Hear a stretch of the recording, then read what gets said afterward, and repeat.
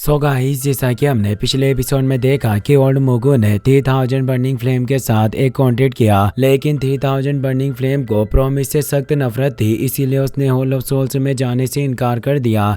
अब ओल्ड मुगु ने अपने हॉल ऑफ सोल्स के 3 ऑनरेबल एल्डर को वहां बुला लिया था, जो साथ में मिलकर 3000 बर्निंग फ्लेम को पकड़ने की कोशिश करने लगे थे। पर वो 3000 बर्निंग फ्लेम काफी पावरफुल थी, इसीलिए उन्होंने नेटल सोल लॉक फॉर्मेशन से उसे पकड़ लिया। ओल्ड मुगु ने 3000 बर्निंग फ्लेम को कंट्रोल करने की कोशिश की, पर 3000 बर्निंग फ्लेम ने अपने ट्रू एसेंस का इस्तेमाल किया, जिससे ओल्ड मुगु दूर हो गया था और उसके मुंह से ब्लड आने लग गया था। फिर अब हम देखते हैं कि एल्डर क्यूलिंग ओल्ड मुगु की हालत देखकर मुस्कुरा रहे थे। वो कहते हैं कि इन हॉल ऑफ सोल्स के एल्डर ने 3000 बर्निंग फ्लेम की पावर को काफी कम आंका। जियोयान कहता है कि हॉल ऑफ सोल्स के एल्डर इतनी आसानी से 3000 बर्निंग फ्लेम को नहीं छोड़ेंगे, ये इसे हासिल करने की पूरी कोशिश करेंगे। 3000 बर्निंग फ्लेम अब कमजोर हो चुका था, इसीलिए वो बचकर भागने लगता है। ओल्ड मुगु अपने साथियों से कहता है कि 3000 बर्निंग फ्लेम अपने एसेंस फ्लेम का इस्तेमाल करने की वजह से कमजोर हो चुका है, इसीलिए तुम सभी को जल्दी से इसे रोकना होगा। जियोयान भी एल्डर क्यूलिंग से कहता है कि हमें इनका पीछा करना चाहिए, और वो दोनों भी अब 3000 बर्निंग फ्लेम के पीछे जाने लगते हैं। हॉल ऑफ सोल्स के ऑनरेबल एल्डर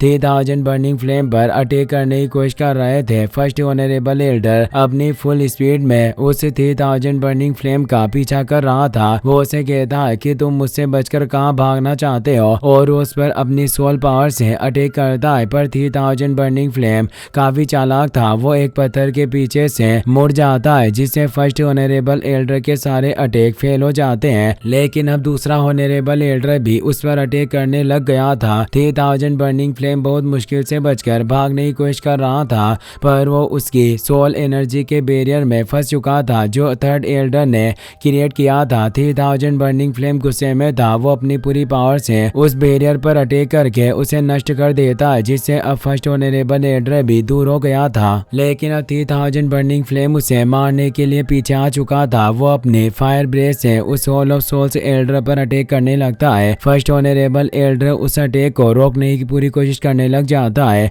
लेकिन वो हेवनली फ्लेम होने की वजह से वॉइड क्रैक क्रिएट कर सकता था, जिससे वो पीछे से अपनी पूंछ लाकर फर्स्ट ऑनरेबल एल्डर को लपेट लेता है और अपनी हेवनली फ्लेम की पावर से उसे जलाकर राख कर देता है। सेकंड और थर्ड ऑनरेबल एल्डर ये देख रहे थे, वो काफी डरे हुए थे। सेकंड ऑनरेबल एल्डर कहता है कि क्या इस हेवनली फ्लेम की कोई कमजोरी नहीं है, लेकिन तभी वो देखते हैं कि उसकी स्टार पावर कम हो रही है, इसीलिए वो दोनों सोचते हैं कि ये ज्यादा देर तक टिक नहीं पाएगी, हमें एक साथ एक्शन लेना होगा। तो थर्ड ऑनरेबल एल्डर अपनी सोल एक्सप्लोजन टेक्निक को एक्टिवेट करके 3000 बर्निंग फ्लेम पर अटैक करता है, पर 3000 बर्निंग फ्लेम वहां से भागने लगता है। पर उस सोल एक्सप्लोजन की वजह से 3000 बर्निंग फ्लेम को चोट पहुंच रही थी। जियोयान एल्डर क्यूलिंग ये देख रहे थे।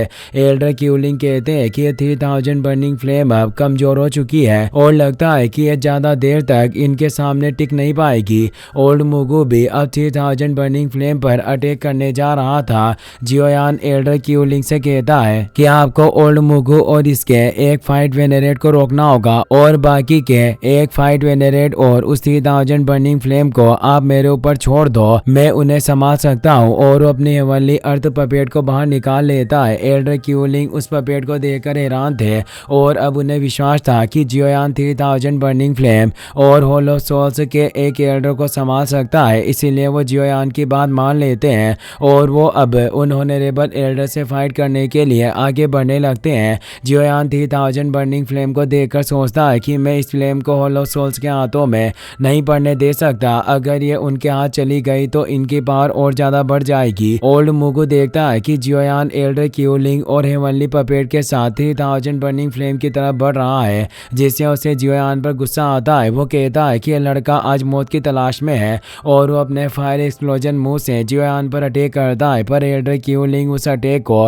रोकने के लिए आगे आ जाते हैं और बोलते हैं कि इसे मेरे ऊपर छोड़ दो। ये कहकर वो एक स्लेश से उस अटैक को नष्ट कर देते हैं। अब सेकंड ऑनरेबल एल्डर अपने वेपन को बाहर निकाल लेता है और लड़ने को तैयार था। वो एल्डर क्यूलिंग से कहता है कि हमारे रास्ते से हट जाओ, वरना तुम्हारे लिए ये अच्छा नहीं होगा। और अब एल्डर क्यूलिंग ओल्ड मुगु और सेकंड ऑनरेबल एल्डर से फाइट करने लग जाता है। वहीं वो थर्ड ऑनरेबल एल्डर अपनी स्वॉर्ड को बाहर निकाल लेता है और उनके तेज स्लेश से 3000 बर्निंग फ्लेम पर अटैक करने लगता है। जियोयान हेवनली फ्लेम की तरफ इशारा करता है जिससे वो समझ जाता है कि उसे थर्ड ऑनरेबल एल्डर से फाइट करनी है और वो पपेट उस ऑनरेबल एल्डर के सामने आ जाता है और उससे फाइट करने लगता है। हेवनली पपेट एवोल्व होने के बाद काफ़ी पावरफुल हो चुका था जिससे उसके पंच से ही वो थर्ड ऑनरेबल एल्डर काफ़ी दूर चला जाता है।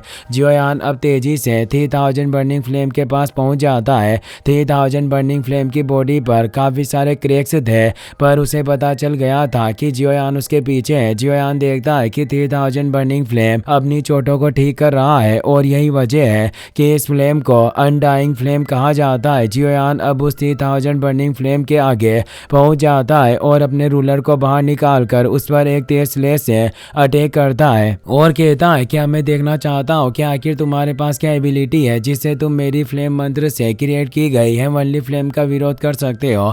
3000 बर्निंग फ्लेम कमजोर था जिससे वो जियोयान के स्लेश से ही दूर हो गया था और अब जियोयान और 3000 बर्निंग फ्लेम के बीच एपिक फाइट होने लगती है। वो उसे खाने की कोशिश करता है पर जियोयान उसके मुंह में अपने रूलर को फंसा देता है और अपनी हेवनली फ्लेम से अटैक करके उसे दूर कर देता है। 3000 बर्निंग फ्लेम अपनी बीम पावर से जियोयान पर अटैक करता है तो जियोयान अपने 6 giant body flowing ruler technique को एक्टिवेट कर लेता है जिससे वो उस बीम का विरोध करके उस 3000 बर्निंग फ्लेम के पास पहुंच जाता है और अपने पास मौजूद कई सारे फ्रीजिंग एलिमेंट बोटल्स को उस 3000 बर्निंग फ्लेम के पास ब्लास्ट कर देता है जिससे वो 3000 बर्निंग फ्लेम पूरी तरीके से फ्रीज हो जाता है और वो बिल्कुल भी हिल नहीं पा रहा था। जियोयान अब जीएन की दी हुई उस वॉइड ड्रैगन क्लेन के एंसेस्टर ब्लड बोतल को बाहर निकालता है और अब उस बोतल के ब्लड से वो 3000 बर्निंग फ्लेम के सर पर छोड़ देता है जिससे उसके हेड पर ड्रैगन इम्प्रिंट एक्टिवेट हो जाता है। इससे वो खुश हुआ कहता है कि वास्तव में इसके अंदर वो ड्रैगन एंसेस्टर की सील पहले ही मौजूद थी पर जियोयान को जीएन की बात याद आती है कि ड्रैगन इम्प्रिंट कॉम्प्लीमेंट्री होती है। अगर तुम इस 3000 बर्निंग फ्लेम पर काबू नहीं कर पाए तो ये 3000 बर्निंग फ्लेम तुम पर काबू कर लेगा। जियोयान को इससे गुस्सा आता है और वो सोचता है कि आज मेरे और 3000 बर्निंग फ्लेम के बीच फाइट होना तय है पर मुझे कुछ भी करके लड़ाई जीतनी होगी। तभी उस इम्प्रिंट की वजह से जियोयान 3000 बर्निंग फ्लेम के कॉन्शियसनेस स्पेस में पहुंच जाता है। वहाँ 3000 बर्निंग फ्लेम की डरावनी आवाज आती है कि लड़के वास्तव में तुम्हारे पास काफी हिम्मत है जो तुमने मेरे इस स्पिरिचुअल स्पेस में आने का साहस किया और अब वो 3000 बर्निंग फ्लेम की बॉडी जियोयान के सामने आ गई थी। वो जोर से रोर करने लगता है और कहता है कि लड़के तुम एक मूर्ख इंसान हो। जियोयान कहता है कि अब हमारे बीच सोल पावर की फाइट होगी, तुम्हारे पास जो भी टेक्निक है उसका इस्तेमाल करो। 3000 बर्निंग फ्लेम बोलता है कि अगर तुम मरना ही चाहते हो तो मैं तुम्हारी इस इच्छा को जरूर पूरी करूंगा और अब वो अपनी पावर से जियोयान के पास एक प्रिजन को एक्टिवेट करने लगता है। बाहर एल्डर क्यूलिंग उस सेकंड ऑनरेबल एल्डर और मुगु के साथ फाइट चल रही थी। वो दोनों मिलकर भी एल्डर क्यूलिंग को हरा नहीं पा रहे थे। ओल्ड मुगु देखता है कि जियोयान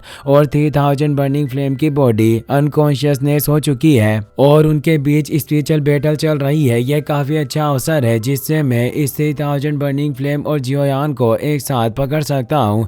इससे एक तीर से दो शिकार होंगे। Old Mugu second honourable Elder से कहता है कि क्यूलिंग को रोकने की कोशिश करो, मैं 3000 बर्निंग फ्लेम को हासिल करके आता हूँ। तो सेकंड ऑनरेबल एल्डर क्यूलिंग पर अटैक करने लगता है। वहीं अब काओयिंग और डेन चेन भी जियोयान के पास पहुंच चुकी थी। काओयिंग हैरान हुई कहती है कि आखिर ये जियोयान क्या कर रहा है। डेन चेन कहती है कि इन्हें देखकर लग रहा है कि इन्होंने अपने लड़ने के तरीके को बदल दिया है जिससे ये कॉम्बैट फाइट ना करके स्पिरिचुअल फाइट कर रहे हैं जिससे अब जियोयान और ये 3000 बर्निंग फ्लेम स्पिरिचुअल स्पेस में पहुंच चुके हैं। काओयिंग कहती है कि जियोयान की स्पिरिचुअल पावर पहले से ही काफी ज्यादा और पावरफुल है। डेन चेन बोलती है कि तुम सही कह रही हो पर इस तरह की फाइट में थोड़ी सी भी लापरवाही से पासा पलट सकता है। तभी वो देखते हैं कि ओल्ड मुगु तेजी से जियोयान पर अटैक करने जा रहा है। डेन चेन और काओयिंग अपनी पावर को एक्टिवेट कर लेती है और कहती है कि हमें इसे रोकना होगा और वो ओल्ड मुगु पर अटैक करने जाती है।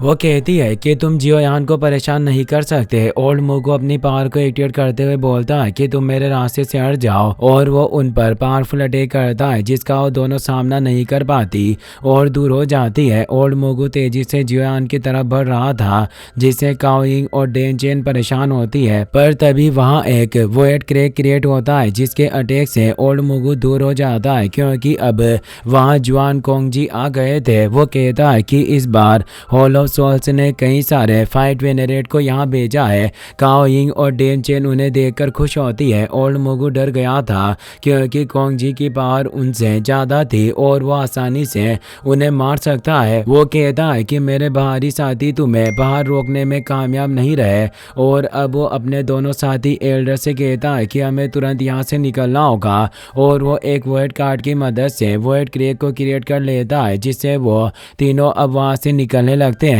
कोंगजी कहते हैं कि तुम अपनी मर्जी से कहीं भी आ जा नहीं सकते, और अब तुम आ ही गए हो तो तुम बिना किसी दर्द के जा नहीं पाओगे। और वो 3 पाम सील अटैक को एक्टिवेट करते हैं जिससे वो उन तीनों एल्डर पर अटैक करते हैं। इससे उनकी सोल पर एक गहरा सदमा लगता है। ओल्ड मोगो कहता है कि कोंगजी याद रखना, मैं तुम्हें इसके लिए माफ नहीं करूंगा, और अब वो वोएड क्रैक बंद हो जाता है। कोंगजी देखते हैं कि जियोयान 3000 बर्निंग फ्लेम के साथ स्पिरिचुअल फाइट कर रहा है। वास्तव में लड़का इस फ्लेम को हासिल करने की पूरी कोशिश कर रहा है। अब हम उस स्पिरिचुअल स्पेस का सीन देखते हैं जहां जियोयान और 3000 बर्निंग फ्लेम के बीच फाइट चल रही थी। जियोयान उस फ्लेम के अटैक से बचता जा रहा था और उस प्रिजन में फंसने से पहले ही बाहर निकल आता है। 3000 बर्निंग फ्लेम अपनी बीम पावर से उस पर अटैक करने की पूरी कोशिश करता है, लेकिन अब जियोयान अपनी हेवनली फ्लेम से उसके अटैक को रोकने लग जाता है। 3000 बर्निंग फ्लेम कहता है कि मैंने उम्मीद नहीं की थी कि एक इंसान की सोल पावर यानी स्पिरिचुअल स्ट्रेंथ इतनी ज्यादा हो सकती है। वास्तव में लड़के तुम्हारा बैकग्राउंड क्या है जो तुम इतने पावरफुल हो? जियोयान कहता है कि तुम मेरे सामने सरेंडर कर दो, तुम खुद ही जान जाओगे कि मेरा बैकग्राउंड क्या है। और वो अपनी सोल पावर को बढ़ाता है जिसके अटैक से वो 3000 बर्निंग फ्लेम दूर हो जाता है। 3000 बर्निंग फ्लेम गुस्से में कहता है कि तुम काफी एरोगेंट हो रहे हो, पर तुम ये मत सोचो कि तुम इस ड्रैगन सील के साथ मुझे वश में कर सकते हो। आज मैं तुम्हें एक्सपीरियंस करवाऊंगा कि 1000 साल तक कैद होने की क्या पीड़ा और निराशा होती है। और वो अपनी फ्लेम से एक वोर्टेक्स को क्रिएट करता है जिससे बाहर उस स्टार रियल्म में भी तेज एनर्जी बैरियर क्रिएट हो गया था और चारों तरफ 3000 बर्निंग फ्लेम की एनर्जी फैलने लग गई थी और सभी पर अटैक हो रहे थे। कोंगजी उन अटैक को रोक रहे थे। वो एल्डर क्यूलिंग से कहते हैं कि तुम सभी स्टूडेंट को लेकर जल्दी से स्टार रीजन को छोड़ दो। काओइंग कहती है कि जियोयान अभी भी यहीं है, उसका क्या होगा? तो कोंगजी कहते हैं कि मैं देखना चाहता हूँ कि मैं उसे कैसे लेकर आ सकता हूँ, और वो जियोयान की तरफ बढ़ने लगते हैं। एल्डर क्यूलिंग कहते हैं कि हम सभी को तुरंत स्टार रीजन को छोड़ना होगा वरना हमें कोई नहीं बचा पाएगा, और वहाँ से निकलने लगते हैं। कोंगजी अब जियोयान के पास पहुँच गए थे। वो देखते हैं कि जियोयान अभी क्रिटिकल सिचुएशन में है। उन्हें लग रहा था कि जियोयान 3000 बर्निंग फ्लेम को काबू नहीं कर पाएगा, इसीलिए उसे जगाने जाने लगते हैं। पर जियोयान ने पहले ही अपने प्रोटेक्शन के लिए हेवनली पपेट को तैयार कर रखा था जो स्पेस रिंग से बाहर निकल आता है और वो कोंगजी पर अटैक करता है। कोंगजी उसके अटैक को रोक लेते हैं और सोचते हैं कि जियोयान ने अपने प्रोटेक्शन के लिए इस पपेट को तैयार कर रखा है और ये पास आने वाले हर किसी को अपना दुश्मन मान रहा है। कोंगजी सोचते हैं कि जियोयान और 3000 बर्निंग फ्लेम के बीच स्पिरिचुअल बैटल अभी अच्छे से चल रही थी, इसीलिए मैं जबरदस्ती अभी इसे बाहर नहीं निकालूंगा वरना इसे काफी ज्यादा नुकसान होगा। और अब वहाँ तेज वोएड क्रैक क्रिएट होने लगे थे क्योंकि स्टार रीजन की सिचुएशन हेवनली फ्लेम की पावर से बिगड़ती जा रही थी। वो जियोयान से कहते हैं कि अगर तुम इस 3000 बर्निंग फ्लेम को हासिल करना ही चाहते हो तो ये तुम्हारे लक पर ही डिपेंड करेगा। कोंगजी भी अब स्टार रीजन से बाहर आ जाते हैं और उसे स्टार रीजन के एंट्रेंस से तेज एनर्जी वेव रिलीज हो रही थी। कोंगजी तियानले और जुआनी से कहते हैं कि जल्दी से स्टार रीजन की सील को रिपेयर करो और वो तीनों अपनी पावर को मर्ज करके उस सील को रिपेयर करने लगते हैं। जुआनी कहती है कि जियोयान कहाँ है, तुम उसे बाहर लेकर क्यों नहीं आए? तभी वहाँ बाहर भी वोइड क्रिएट होने लगते हैं तो कोंगजी अपनी पूरी पावर से उस सील को रिपेयर करने लगते हैं और 3000 बर्निंग फ्लेम के बीच स्पिरिचुअल फाइट चल रही है। अगर मैं जबरदस्ती जियोयान को बाहर लाने की कोशिश करता तो उसे बहुत नुकसान पहुंचेगा, इसीलिए अभी हमें इस स्टार रीजन को रिपेयर करने के बारे में सोचना चाहिए, क्योंकि इससे ही जियोयान के पास जिंदा रहने का एक चांस होगा और मैं बाद में उसकी मदद करने के लिए जा पाऊंगा। जुआनी कहती है कि अगर जियोयान के साथ कुछ हो गया तो हम याओ लाओ को क्या जवाब देंगे। तियान ले उसे कहते हैं कि तुम्हें इस वक्त उत्तेजित होकर नहीं सोचना चाहिए। अगर जियोयान अभी भी 3000 बर्निंग फ्लेम के साथ स्पिरिचुअल बैटल में है तो यह उसका खुद का फैसला है और उसे पहले ही पता होगा कि बाहरी दुनिया की सिचुएशन क्या है, इसीलिए उसने एक कदम उठाया होगा। कोंग जी भी कहते हैं कि उस लड़के के पास कई सारी हेवनली फ्लेम है, इसीलिए उसके लिए खुद को बचाने में ज्यादा प्रॉब्लम नहीं होगी। हमें बस उस वक्त तक का इंतजार करना होगा, तब तक ये स्टार रीजन शांत नहीं हो जाता और उसके बाद मैं जियोयान को बाहर लाने का एक तरीका सोचूंगा। और अब उनकी पावर से स्टार रीजन की एंट्रेंस रिपेयर होने लगती है। जुआनी कहती है कि जियोयान याओ लाओ का डिसिपल है, चाहे कुछ भी हो जाए पर हमें उसे कुछ भी नहीं होने देना होगा। इसी के साथ ये एपिसोड यहीं पर खत्म हो जाता है। गाइस, अगर आपको वीडियो पसंद आई हो तो इस वीडियो को लाइक करने के साथ साथ चैनल को सब्सक्राइब जरूर कर लेना। मिलते हैं नेक्स्ट वीडियो में। Thanks for watching and do subscribe.